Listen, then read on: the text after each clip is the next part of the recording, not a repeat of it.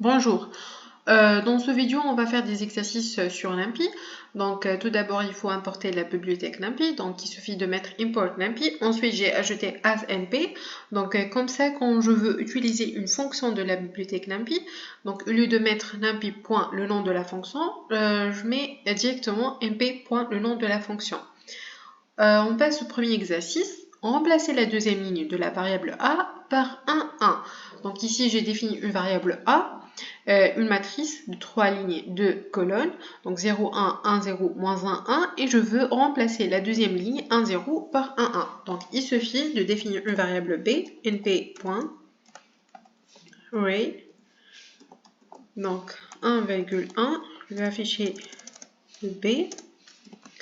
Ensuite, je vais remplacer la deuxième ligne, donc puisque les indices commencent par 0, c'est-à-dire la première ligne c'est A0, la deuxième ligne c'est 1, 1, égale B, et j'affiche le A.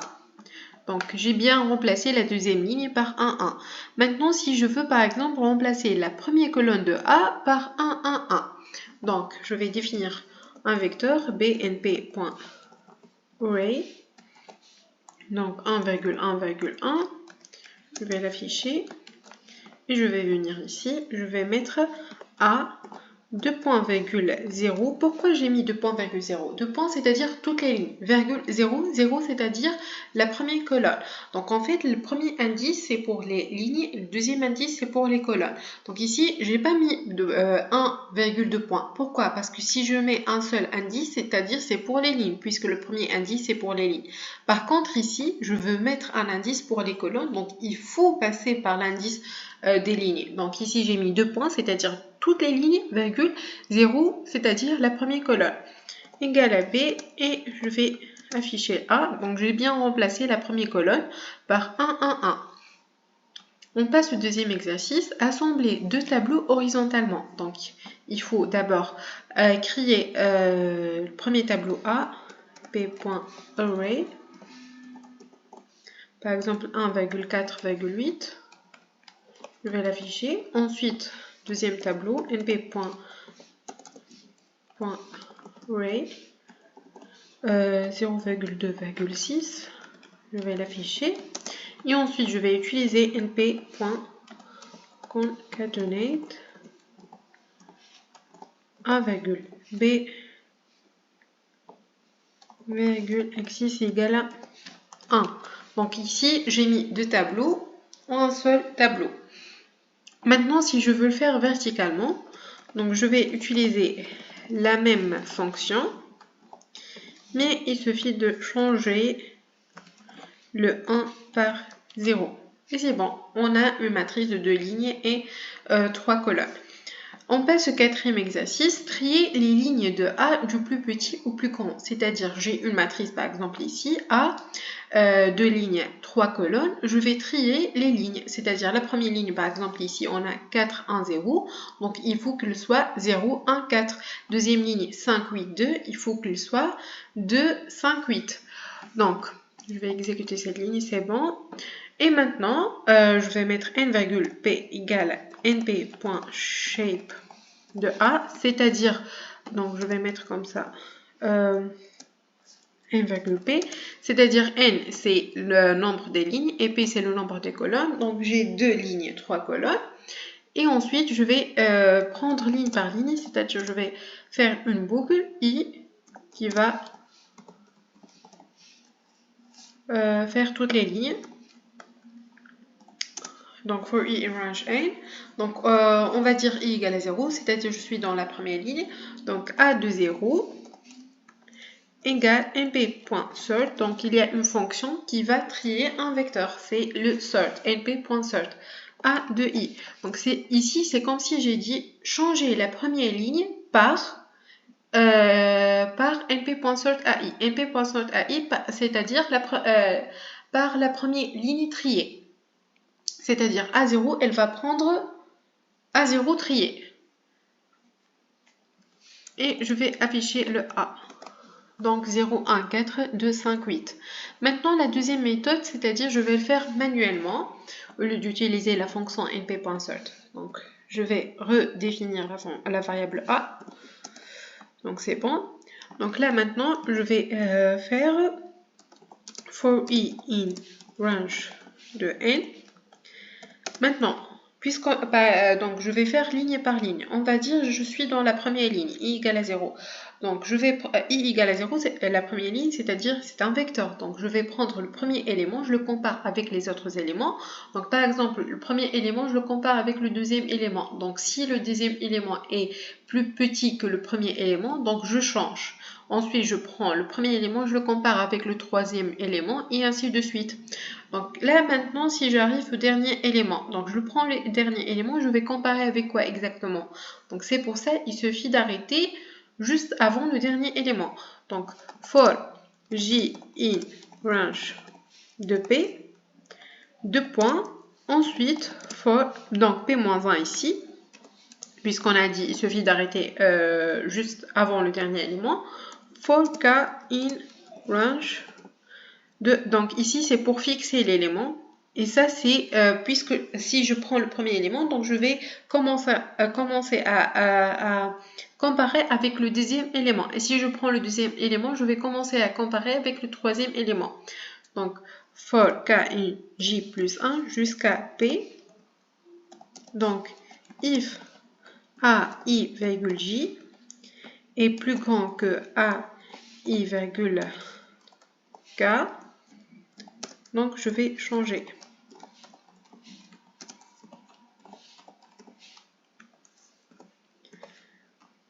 Et AI virgule K et AI virgule K égale à C. Donc je vais créer une variable C qui prend le contenu de AIJ, et ensuite AIJ prend le contenu de AIK, et AIK prend le contenu de AIJ avant de le changer, que j'ai mis dans la variable C. Et maintenant, on voit le A, donc c'est bien trié, 0, 1, 4, 2, 5, 8. Cinquième exercice, trier les colonnes de A du plus petit au plus grand. Donc maintenant, c'est pour les colonnes, c'est pas les lignes. Donc je vais définir une variable A, une matrice de 3 lignes et 3 colonnes. Et je vais faire n,p égale à np.shape de A. Je vais afficher n et p, donc 3 lignes et 3 colonnes. Ensuite, for j in range de P, puisque c'est les colonnes, c'est-à-dire je vais prendre le premier colonne, je vais trier, ensuite je prends le deuxième colonne, je vais le trier, et ainsi de suite. Donc A, 2.J égale np.sort A 2.J. Donc si J égale à 0, c'est-à-dire A 2.0, c'est-à-dire toutes les lignes de la première colonne. C'est comme si j'ai pris la première, toute la première colonne. Égale, donc la première colonne, je vais changer avec la première colonne triée. Et afficher A. Donc 2, 4, 4, 0, 1, 7, moins 1, 0, 2. C'est bien trié. La deuxième méthode, donc maintenant on ne va pas utiliser la fonction np.sort. On va le faire manuellement, donc j'ai redéfini la variable A et maintenant je vais mettre for j in range de P, c'est-à-dire colonne par colonne, for i in range n-1, donc je vais fixer un élément, je vais comparer avec les autres éléments, donc for k in range de i plus 1 jusqu'à n, 2 points. Donc, if A I virgule J est plus grand que A K virgule J, parce que ici c'est le J, c'est fixé, c'est la colonne. 2 points. Donc, il faut changer. Après, je change AJ avec AKJ et AKJ avec le contenu de AJ avant de changer, c'est-à-dire c'est. Et ensuite, je vais mettre A. Donc, maintenant, 2, 4, 4, elle était 4, 2, 1. Ensuite, 0, 1, 7, elle était 1, 0, 7. Et ensuite, moins 1, 0, 2. On passe au sixième exercice, à inverser les lignes de A. Donc, c'est-à-dire, la première ligne, ça devient la dernière ligne. Dernière ligne, c'est la première ligne. Deuxième ligne, c'est la troisième ligne. Troisième ligne, c'est la deuxième ligne. Et ainsi de suite. Donc, ici, j'ai défini une matrice A Donc n virgule p c'est égal à np.shape de A. N virgule p. Donc 4 lignes et 3 colonnes. Et il faut inverser les lignes. La première méthode, c'est de faire A 2 points, moins 1. C'est une méthode qui existe en Python. Donc, automatiquement, elle va inverser les lignes. C'est-à-dire, la première ligne, elle devient la dernière ligne, 9, 1, 2. Deuxième ligne, c'est 3, 4, 6, et ainsi de suite. Mais maintenant, on va le faire manuellement. Donc, qu'est-ce que je vais faire exactement? Donc, je vais créer une fonction inverse, def inverse, qui va prendre la matrice A, n,p égale np.shape de A. Ensuite, on va faire ligne par ligne, c'est-à-dire for i in range. Donc ici, en fait, je vais essayer de faire, je vais faire une faute juste pour expliquer. For range de n, 2 points. Donc, je vais créer une variable qui va prendre le contenu, on va dire i égale à 0. Je vais créer une variable c qui va prendre le contenu de A0, c'est-à-dire la première ligne, c'est-à-dire c maintenant c'est 1, 4, 7. Donc A de i.copy. Donc il faut mettre point copie parce qu'en fait A de 0 c'est un vecteur, c'est pas un seul élément. Donc si je fais pas comme ça, sinon quand je change le A0, le C ça va changer aussi. Même si j'ai mis la ligne C avant le changement de AI. Maintenant que je vais changer AI par AN moins I plus 1, c'est-à-dire quand I égale à 0, donc je vais changer à 0, c'est-à-dire la première ligne, par AN moins 1, c'est-à-dire la dernière ligne, N moins 1. Et je vais changer la dernière ligne par C, c'est le contenu de la première ligne avant de changer. Parce que si je ne mets pas point copie, puisque j'ai changé la première ligne, donc A de n moins I plus 1, ça va rester n moins I plus 1, parce que je n'ai pas mis point copie. D'accord. Et ensuite, je vais mettre return A.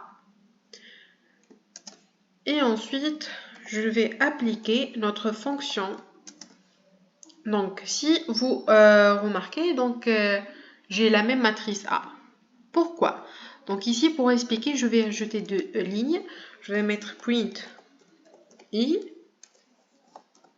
Ensuite, je vais mettre print a.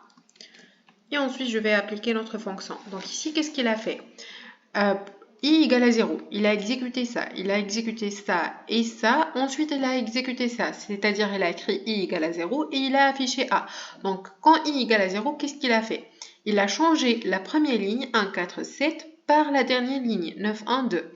Et la deuxième ligne, elle a resté la même. La troisième ligne, elle a resté la même. Et la dernière ligne, elle est devenue la première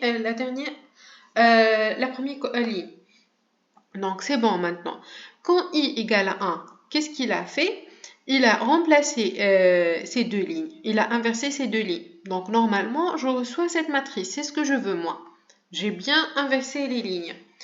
Et quand i égale à 2, qu'est-ce qu'il a fait? Donc, il a pris i égale à 2. Lorsque i égale à 2, je vais définir une fonction, une variable c, qui va prendre le contenu de A2, c'est-à-dire la troisième ligne. C'est quoi la troisième ligne ici? C'est 0, 1, 2. C'est-à-dire, j'ai créé une variable qui va prendre 0, 1, 2. Ensuite, A2, elle va prendre A, n-2. C'est-à-dire, la troisième ligne, elle va prendre elle va prendre 3, 4, 6. Donc, c'est ce qu'il est arrivé. La troisième ligne, elle va prendre 3, 4, 6. Et la deuxième ligne, elle va prendre 0, 1, 2. C'est pour ça, en fait, il faut, ici, il faut mettre int n sur 2. Pourquoi? Je vais expliquer. En fait, parce que pour chaque itération, quand i égale à 0, on va changer deux lignes. On ne va pas changer une seule ligne.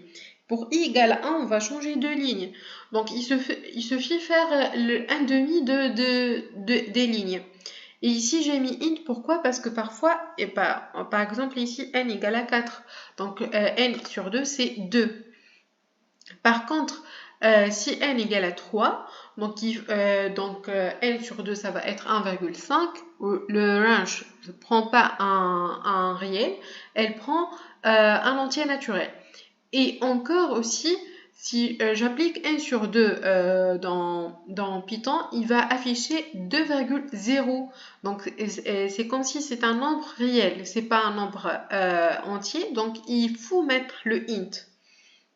Donc, maintenant, je vais exécuter la fonction inverse. Donc, i égale à 0. Il a remplacé la première ligne par la dernière ligne et la dernière ligne par la première ligne. I égale à 1. Il a remplacé la deuxième ligne par la troisième ligne et la troisième ligne par la deuxième ligne. Et c'est bon, on a le résultat. Donc maintenant, je peux effacer ces deux lignes juste pour expliquer, je l'ai ajouté. Et c'est bon. On passe au 7e exercice. Donc, inverser je pense ici, c'est les colonnes de A. Je fais une erreur ici. Donc, les colonnes de A. Donc, je vais définir une variable np.array. Donc, 1,3,5, 2,0,1 A. D'accord. n,p égale à np.shape de A. n,p. Donc A, c'est une matrice de 2 lignes et 3 colonnes. Donc il faut inverser les colonnes, c'est-à-dire la première colonne, elle devient la dernière colonne, et la deuxième colonne, puisqu'ici on a 3 colonnes, donc ça va rester le même. Et par contre, moi je vais ajouter une autre, comme ça, c'est mieux. Donc je vais ajouter, ici je vais ajouter 5.